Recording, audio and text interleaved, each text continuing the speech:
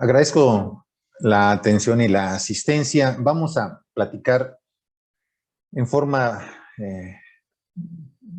muy concreta sobre los hallazgos del ecodoppler en aquellos pacientes con sospecha de robo subclavio. Iniciaremos por decir que el robo subclavio es un fenómeno que se observa cuando se produce una obstrucción o una estenosis significativa de la arteria subclavia proximal previa al nacimiento de la arteria vertebral.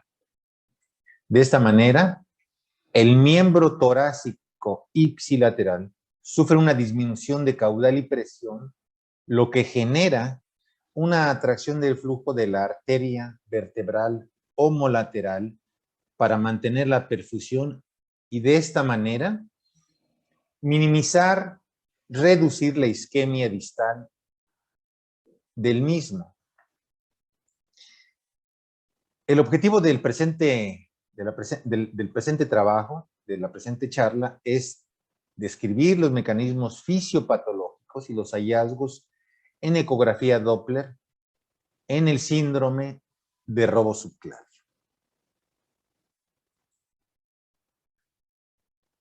¿Qué podemos decir a manera de introducción sobre el robo? Los robos arteriales en general ocurren cuando se producen cambios tanto de presión en el lecho arterial como de caudal en el lecho vascular distal a obstrucciones parciales, en este caso estenosis, o completas, oclusiones completas de una arteria. Esto trae como resultado que se echen a andar una serie de fenómenos destinados a compensar esta reducción. Eso trae como resultado, por lo tanto, la derivación de flujos desde lugares inusuales, con direcciones, velocidades y morfologías atípicas. Luego de una oclusión arterial, el organismo está provisto de vías colaterales alternas que mantienen la perfusión y previenen o minimizan la isquemia distal. La derivación de flujo está regida por diferencias de presiones endovasculares que dirigen los flujos de un vaso a otro. Estas presiones pueden generar flujos de dirección reversa en una arteria con el fin de llegar a otra cuyo flujo se encuentra comprometido. Entonces, el robo ocurre cuando disminuye la resistencia del lecho vascular y en consecuencia se produce una caída de presión suficiente como para atraer el flujo de otros territorios, los cuales previamente no aportaban caudal a este territorio arterial. En algunas ocasiones, este proceso puede tener efectos negativos en los lechos vasculares a los que roban, de tal suerte que las ramas colaterales de una arteria que nacen distales a la oclusión se transforman en puntos de reentrada para flujos colaterales reversos, que esta es una característica propia de los mismos. Se invierte la dirección de flujo. El lecho distal isquémico, en forma compensatoria, se vasodilata, lo cual le permite la llegada de sangre en forma reversa a través de colaterales. La oclusión u obstrucción de la arteria subclavia proximal al origen de la arteria vertebral genera un flujo reverso sistólico y anterógrado en la fase diastólica. Este fue descrito en 1961 por Fischer y no produce por sí mismo eventos de isquemia cerebrovascular. Es el primer patrón que describe Fischer. Sin embargo, el cuadro puede tener diferentes manifestaciones dependiendo del grado de obstrucción. Si este no es tan importante hemodinámicamente, si es hemodinámicamente significativo, está totalmente ocluido. Y esto sería un fenómeno el descrito inicialmente por Fischer, tanto hemodinámica como termodinámicamente inofensivo.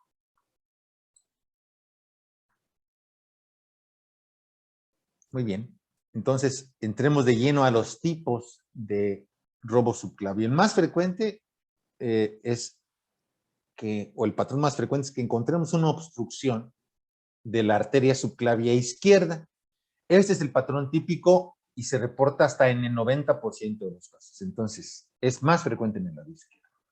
La obstrucción de la arteria subclavia izquierda, previa al nacimiento de la arteria vertebral, condiciona en la arteria vertebral, un flujo reverso.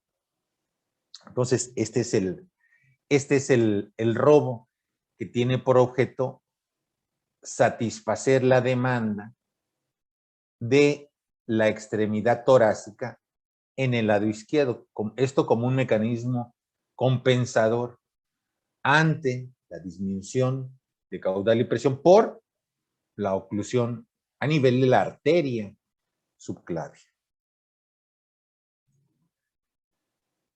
Otro tipo es la obstrucción de la arteria subclavia en el lado derecho. Esta representa más o menos el 10% de los robos subclavios. Pero si recordamos el origen, pues tienen diferente origen la arteria vertebral derecha y la izquierda. Mientras la arteria vertebral izquierda nace directamente como una rama de la arteria subclavia, la arteria vertebral en el lado derecho nace del tronco brachiocefálico. Entonces, y ese tronco brachiocefálico tiene una rama que es la arteria carótida, la arteria subclavia. Inmediatamente después de este origen, de esta bifurcación, está el nacimiento como la primera rama de la arteria subclavia, de la arteria vertebral del lado derecho. Entonces, la obstrucción de la arteria subclavia derecha previa al nacimiento de la arteria vertebral homolateral produce inversión del flujo en la vertebral derecha, lo mismo para satisfacer las necesidades que tiene la extremidad torácica en este lado, en el lado derecho. Sin embargo, ¿qué sucede si la oclusión está un poco previa, un poco más proximal? Entonces sería obstrucción, ya no un robo subclavio, sino este es un tipo de robo a nivel del tronco brachiocefálico, de la arteria inominada. Entonces, la obstrucción del tronco arterial brachiocefálico, arteria inominada del lado derecho, produce obstrucción muy particular. Aquí hay inversión del flujo, tanto de la carótida interna como de la carótida común y de la vertebral. Esos son los cuadros que podemos encontrar. Entonces, existen del robo subclavio, existe aquel que se denomina latente, que el foco sistólico se invierte, nunca se invierte, sino se observa una leve desaceleración sistólica que da origen a aquel patrón típico del signo del bunny, ¿no? Del conejo. El 2, el que es intermitente o parcial, presenta flujo bidireccional. Ya lo había mencionado inicialmente, es el que describe Fischer, anterógrado en sístole y retrógrado en diástole. Y el 3, el que es permanente, se observa cuando existe un robo completo con un flujo invertido, porque aquí sí existe una oclusión completa. Vamos a ver algunos ejemplos. Entonces, del tipo 1, del robo subclavio tipo 1, el que es latente, incompleto o un robo oculto, se observa en estenosis, ya lo mencionaba, que no son hemodinámicamente significativos. Estenosis por abajo del 60%, el flujo se observa anterógrado, hay una desaceleración y el patrón típico espectral es esta morfología.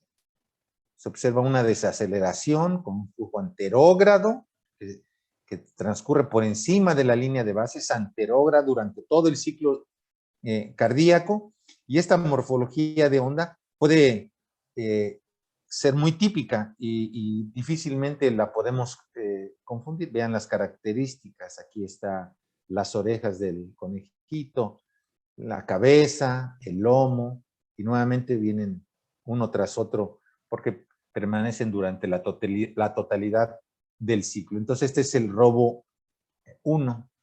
Algún otro ejemplo lo podemos ver en esta morfología.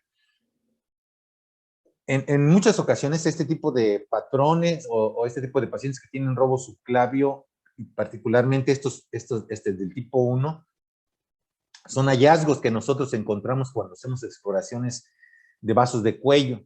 Por eso es importante siempre hacer una valoración integral tanto de las carótidas, de la carótida común, la interna y la externa, y hacer una valoración muy integral, muy completa, lo más posible, de la arteria vertebral.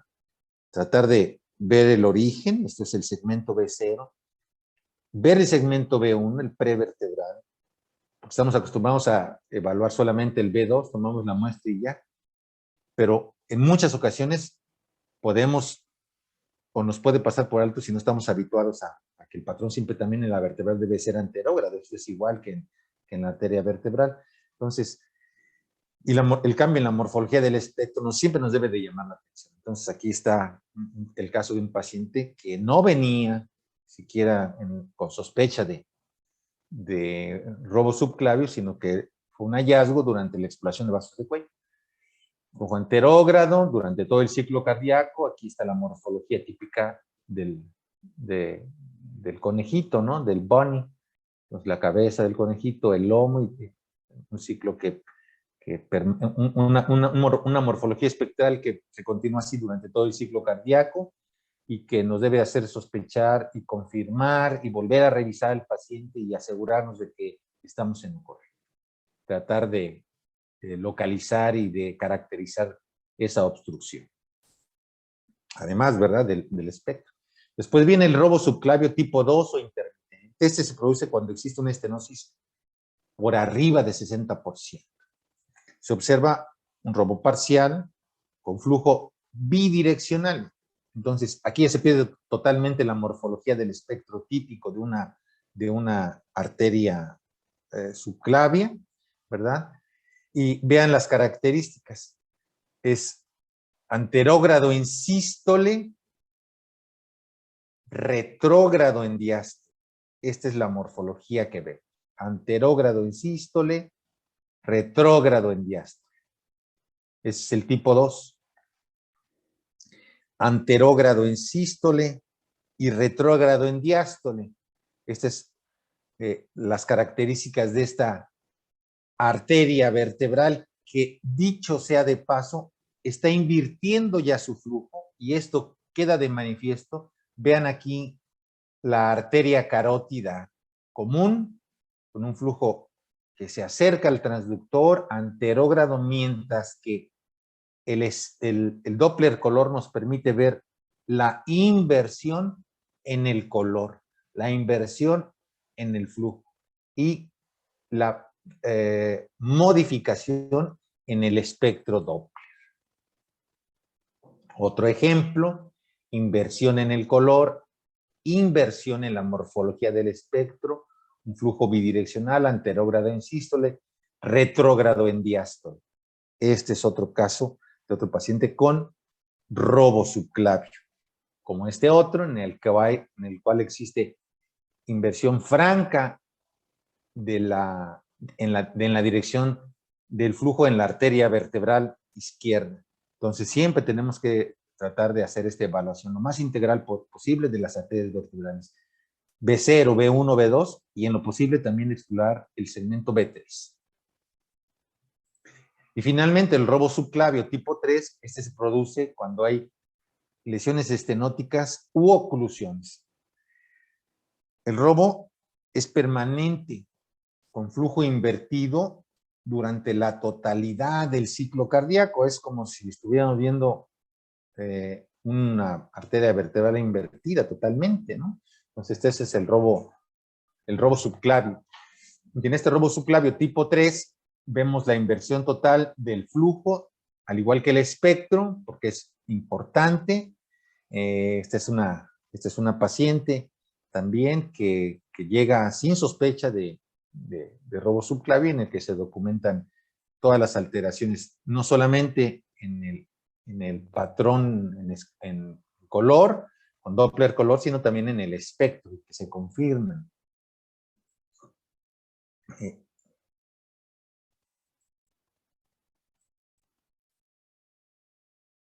Aquí está, nuevamente, este es otro caso en el que existe un robo subclavio completo con inversión de flujo en la totalidad de los espectros obtenidos durante la exploración. Y ya mencionábamos que podemos también enfrentar un caso particular, pero por robo en la arteria nominada, en el cual existe oclusión a nivel de la arteria nominada con inversión de flujo en la arteria carótida común, en la carótida interna y en la vértebra. Esto para satisfacer la necesidad de flujo de oxígeno en las ramas más allá de la obstrucción, ¿verdad? Entonces, queda perfectamente demostrado durante el ciclo cardíaco las modificaciones que existen. Muy bien, a manera de conclusión podemos decir que la ecografía Doppler es una herramienta útil, no invasiva y de primera elección para el diagnóstico de los pacientes que tienen algún tipo de robo arterial y sugiere su presencia en forma indirecta. Ya vimos cuál es la fisiopatología de este tipo de eventos. El conocimiento de estos fenómenos de los robos arteriales ayuda al imagenólogo a realizar un diagnóstico correcto en los casos de que se presenten esta sospecha clínica y también ante la no sospecha clínica, ¿no? Porque ya lo mencionaba que en muchos casos son hallazgos que nosotros encontramos. Con esto damos por terminada esta charla y los invito a que permanezcan con nosotros en el resto del programa que aún falta por desarrollar en el día. Muchas gracias.